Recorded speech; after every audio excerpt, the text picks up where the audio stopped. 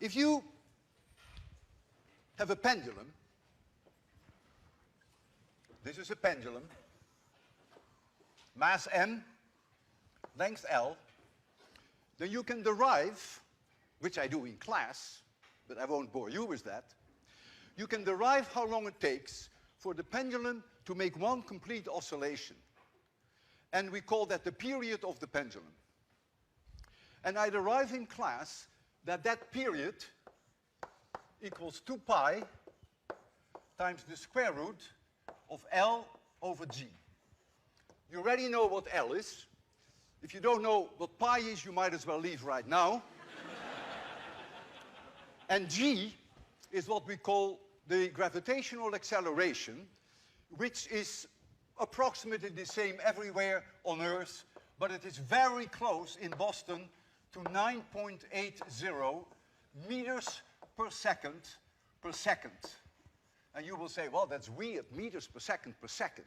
What that means is that if you have an object and you drop it from a very large altitude, very high, a few hundred meters high, and I dropped it with 0 speed, after 1 second, it will have a speed of 9.8 meters per second. But after another second, it will add to that 9.8 meters per second, so it's twice that. And after 3 seconds, it's 3 seconds. So now you understand why it is meters per second per second. And so that's the meaning of G.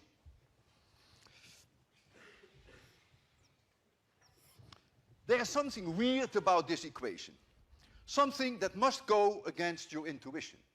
And you shouldn't feel bad because it also goes against my intuition. So we have the pendulum, and suppose I bring the pendulum all the way out here.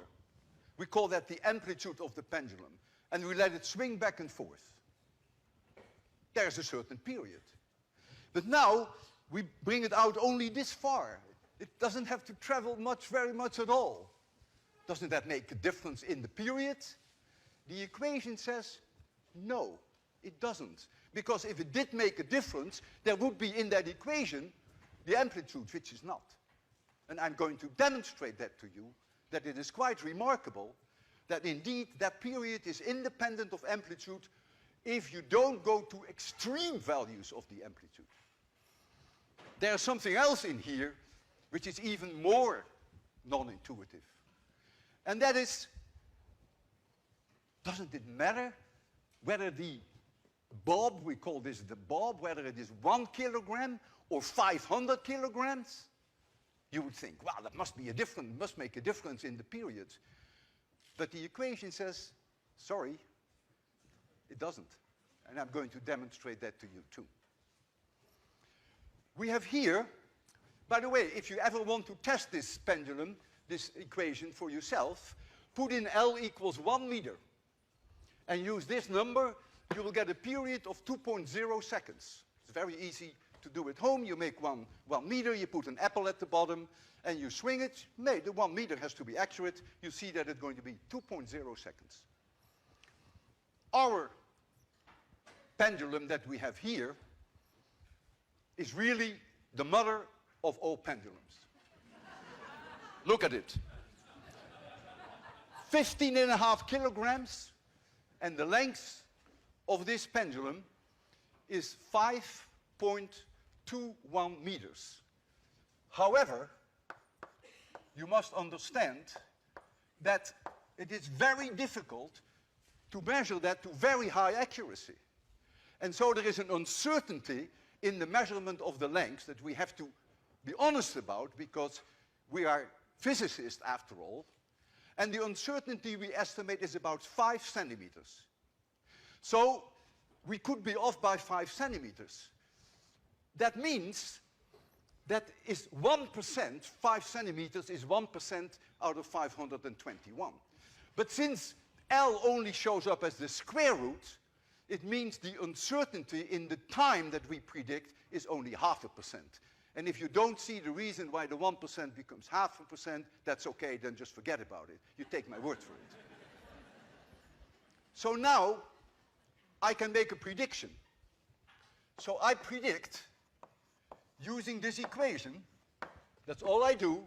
I put in 5.21, I put in 9.80, I multiply by 2 pi, and I make the prediction that the period of that pendulum is 4.58 plus or minus 0.02 seconds. Why the plus or minus 0.02? Well, that is the 0.5% uncertainty due to the square root of L. And you can immediately see that 2 is about 0.5% of 458. So my prediction can be no better than that. Now comes the problem. I have to measure the period to convince you that it is independent of amplitude and to convince you that it is independent of mass. So the biggest problem now is Walter Lewin himself, which is my reaction time. How accurately am I able to make that measurement? That has nothing to do with our lack of knowledge of the exact length. Now, the last time that I gave this lecture with the pendulum is 12 years ago. I was 63. And at that time, I told the class, my reaction time is 1/10 of a second. And it was.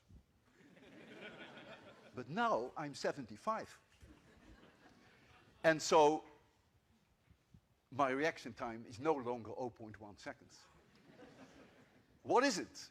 Well, I do not know, but I have a feeling that if you want to be kind to me for a change, let us assume that my reaction time at age 75 is now 2/10 of a second. So if you can live with that, then every measurement that I make, no matter how long it is uncertain to 2/10 of a second. Do not confuse that with that 0.02. That has to do with the length. All right. So, I'm going to first make a period measurement at 5 degrees and then at 10 degrees amplitude. And I'm going to measure 10 periods, not 1.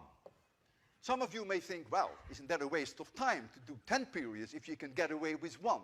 You will very quickly see why it is 10.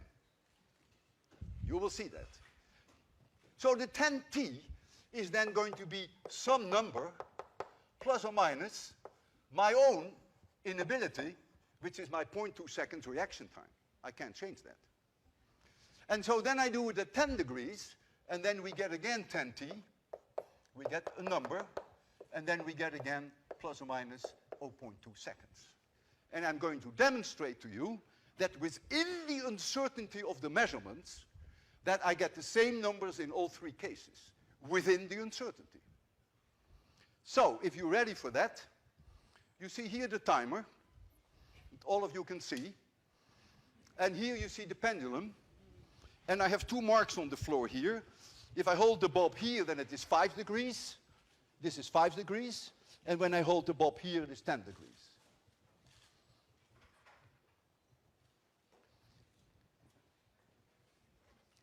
Timing is not easy.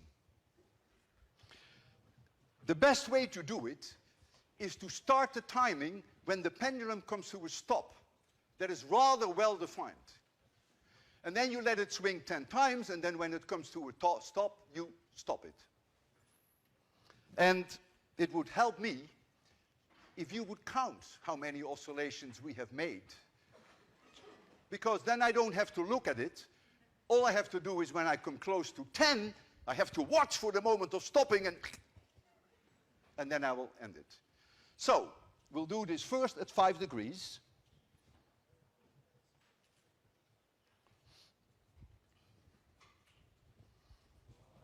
I'm going to start it when it comes here. Yeah! Okay, now you count.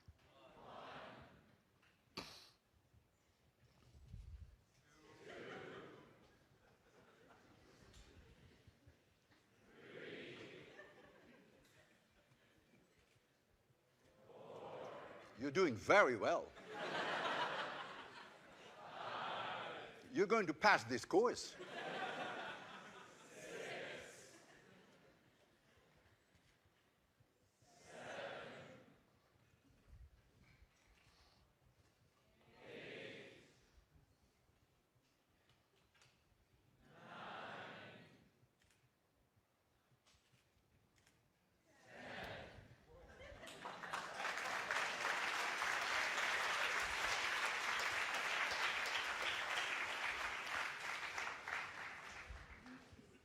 45.7.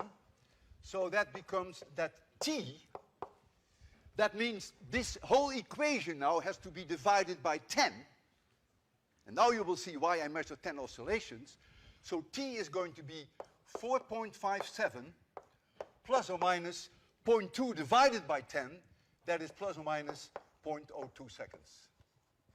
And you see, comfortably within the prediction. So maybe my reaction time is a little better than 0.2 of a second. Don't count on it because you haven't seen the rest yet.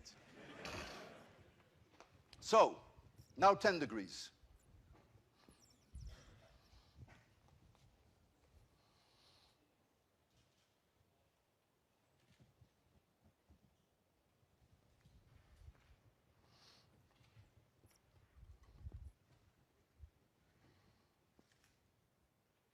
Yeah. That moment is crucial. That moment is crucial. That's where you can lose 0.4 of a second and then you look like an idiot in front of your students.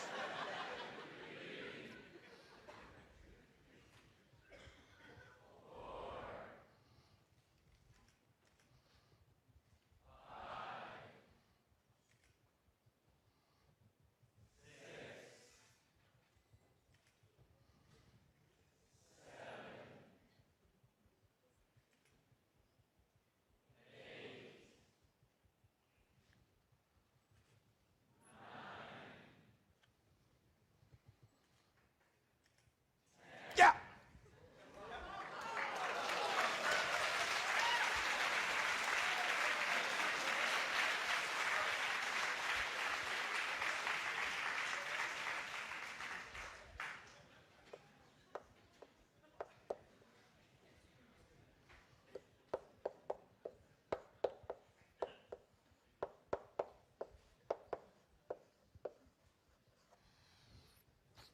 Now comes the hardest part. The hardest part is that we have to change the mass of this object. And the way that I'm going to do that is prominently demonstrated on the cover of my book.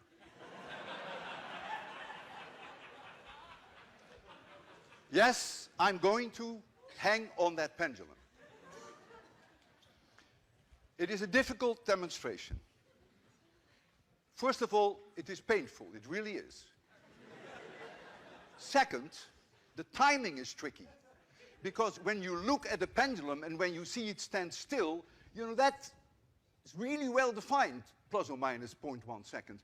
When you are swinging yourself, however, then you can only do it by sensing the moment that you think you stand still. And that's what I will do. And then you will do the counting. And this is very unpleasant. It is.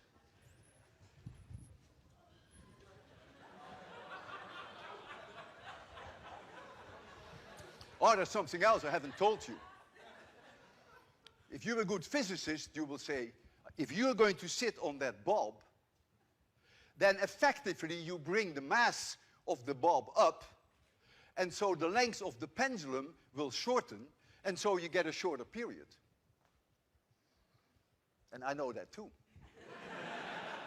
Therefore, I will have to stretch my body so that when it is here, that it is almost completely parallel to the floor. If I don't do that, I will not be able to convince you that the period is independent of the mass. And that makes it very difficult for me.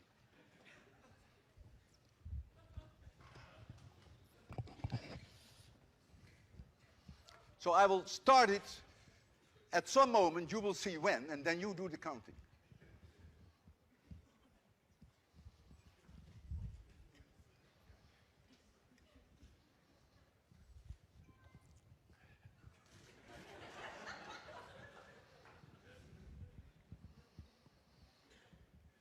Are you ready? Okay. Yeah! You count.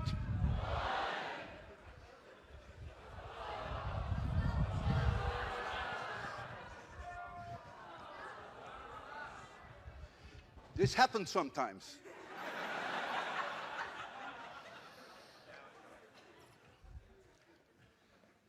And in fact, nobody knows why. Have to start all over. I did not stop it, I really didn't. Oh, it's still counting? Okay, I have enough energy to give it one more attempt, but not to give it two more attempts. Okay. You ready? Okay.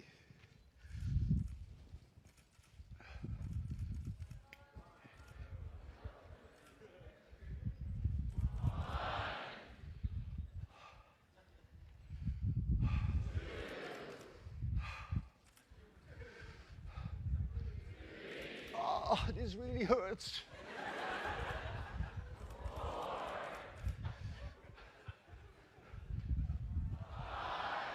Can't you count a little faster?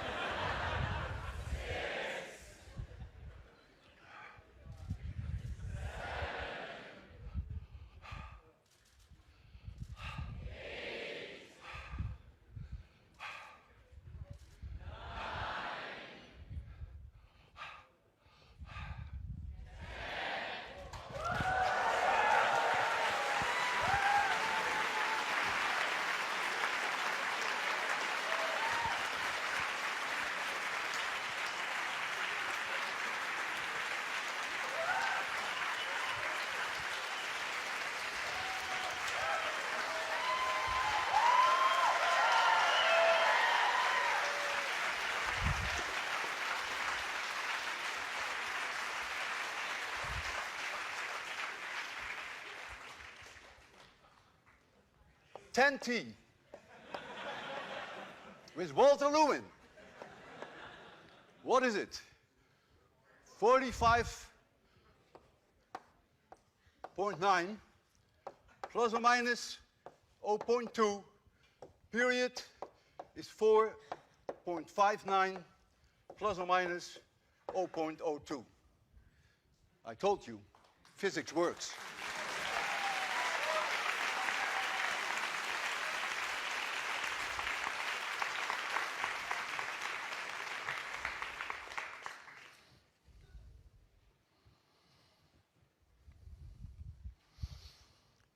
If I have a tennis ball in my hand, and I drop the tennis ball from a certain height, give it no speed, and it will bounce back, then it can never bounce higher than where it started from. If it did, then we physicists would say that is a gross violation of the conservation of energy, and that is the holiest of all laws in physics. It cannot go higher. Suppose the object has a mass m and is a distance h from the floor. Here's the floor, here's the object, h. We associate with the position of that object an energy that has a name. We call that potential energy. And that potential energy is mgh. You already know what g is. Well, h is this distance in meters. So when the object is here on the floor, h is 0. So there is no potential energy. As the object goes down, it picks up speed. And we associate with speed energy, which we call kinetic energy. And the kinetic energy of an object with mass m is 1/2 mv squared. M is the mass, and v is the speed of that object. If the object goes down and it hits the floor, then the potential energy is 0, and all that energy is now converted to kinetic energy. Because energy, we believe, is conserved. Now when it hits the floor, some of that kinetic energy may be converted into heat because of the compression. If it were a tennis ball, that would certainly happen. So in other words, when it bounces back, the total energy is no longer the full mgh, but is a little less, and so it won't bound as high. But there is no way that it could come up higher than h. Suppose it could come after one bounce up here. Well, that would solve the world energy problem. Because you simply sit down and you watch the ball game, and there goes the ball, higher, and the second one, it goes again higher. But why? If it goes the first time higher, it will do that the second time. And so after an hour, that thing is about a few thousand meters in the sky, and when it comes down on the floor, it has an enormous speed, great amount of kinetic energy, and so you got energy out of nothing. But there is no such thing in physics as a free lunch, so that's not going to happen. So the object can never go any higher than h. And with a tennis ball, there is also what we call the dissipation of heat when it hits the floor.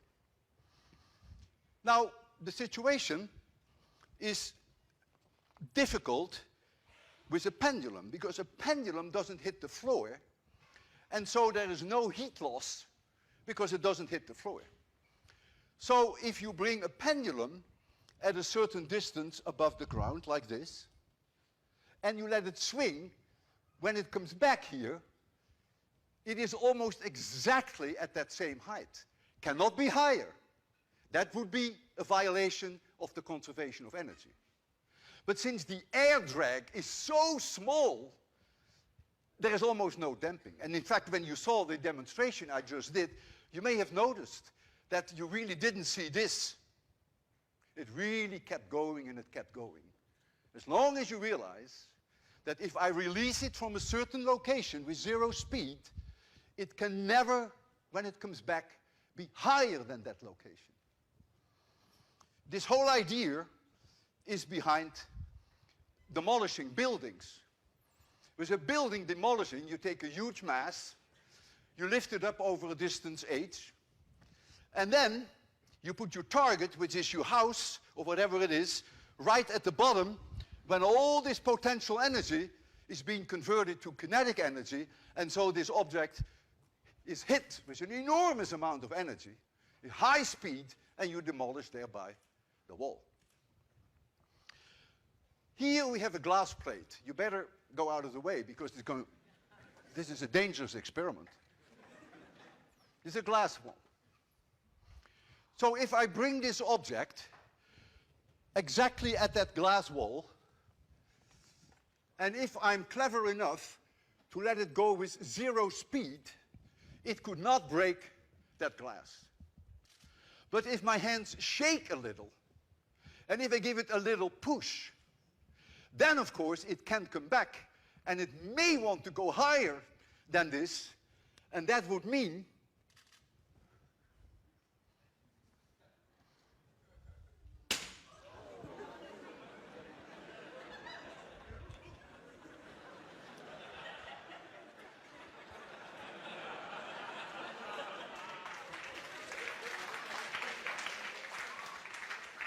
I know you guys.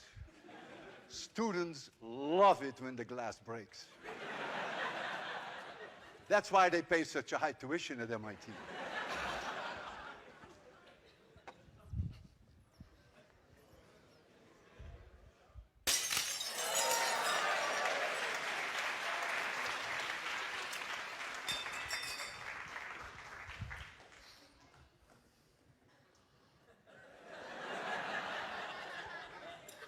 That's okay, just take that off.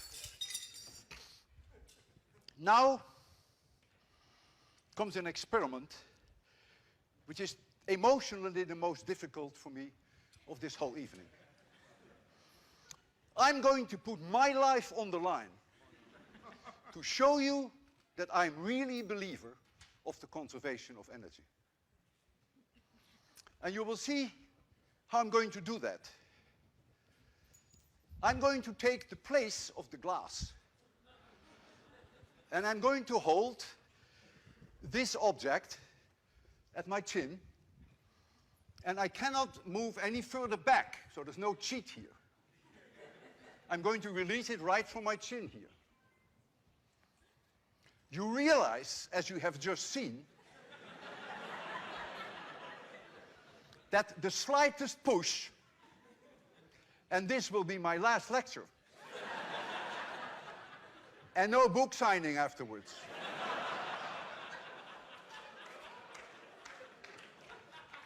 So I need your collaboration. When I count down from 3 to 0, no noise, no coughing, and I would even appreciate it if for those 3 seconds you would not even breathe. And I have to tell you something. I couldn't sleep all night. I'm going to close my eyes. I don't want to see it. And I'm going to count down from 3 to 0.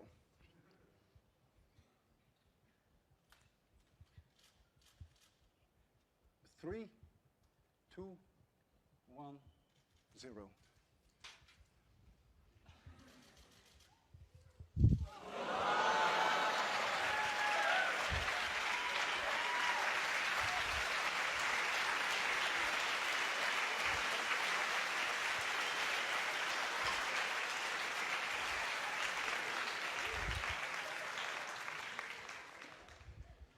I normally, after this demonstration, tell the class, physics works and I'm still alive. And when an article was written about me in the New York Times a few years ago, on the second page of the New York Times is the wisdom of the day. And the wisdom of the day was, physics works and I'm still alive.